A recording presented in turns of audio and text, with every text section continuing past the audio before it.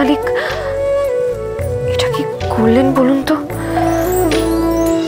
ছি ছি ছি, এতগুলো লোকের সামনে দিয়ে, ওখানে তো সবাই বড়রা রয়েছে না। আপনি চিনি, আমি নিচে কিছু কথা বলেছিলাম, তুমি হয়তো মন দিয়ে শোনোনি। আবার বলছি, তুমি এখন আমার পেশেন্ট, আমি তোমার ডক্টর। ডক্টর আর পেশেন্টের মধ্যে লজ্জার কিছু থাকে না। তারও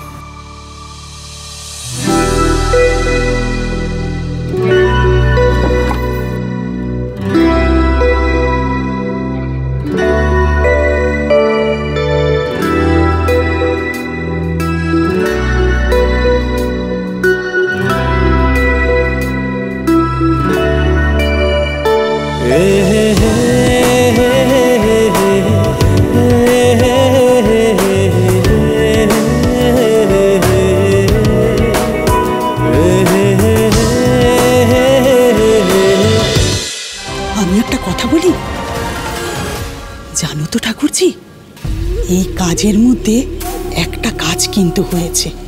ওই আমাদের বৌমা, ও কিন্তু খুব ভয় পেয়ে গেছে। ছেলের অমঙ্গলের কথা ভেবে একেবারে ভয়ে সিটিয়ে গেছে। ওই দেখো।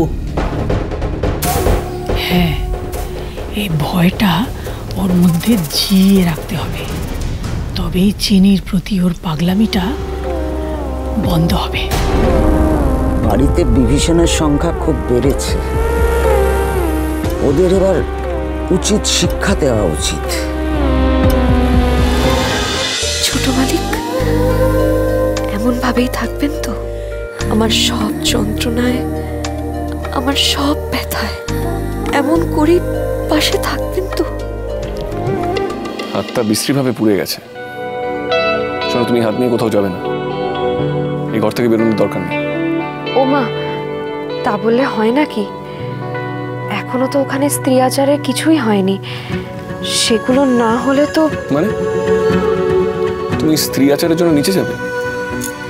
তুমি ভুলে গেছো তোমার পায়ে চোট লেগেছে? না না, ও কিছু হবে না, কষ্ট হলেও আমাকে যেতেই হবে। চিনি, আমি কিন্তু মানা করেছি। দোহাই আপনার ছোট মালিক, আপনি না এসবে মাথা দেবেন না। এটা তো মেয়েদের ব্যাপার। আর জানেন তো, স্ত্রী আচার আসলে একটা পরীক্ষা। আমি আসলে কতটা সবকিছুর যোগ্য তার পরীক্ষা এটা।